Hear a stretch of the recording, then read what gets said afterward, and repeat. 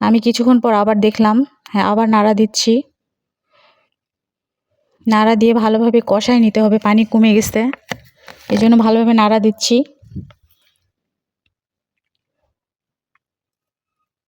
তেল বের করতে হবে, না নেড়ে চেড়ে ভালোভাবে তেল বের করতে হবে।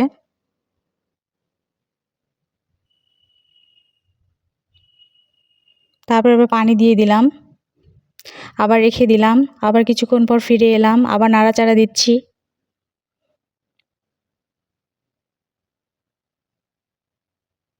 ভালোভাবে কষায় নিতে হবে।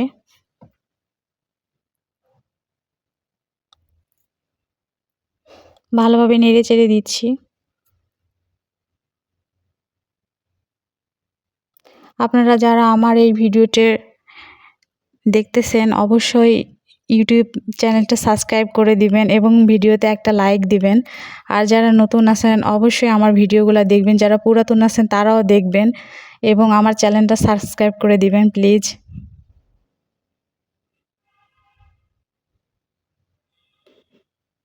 আবারও নাড়াচাড়া দিয়ে দিচ্ছি।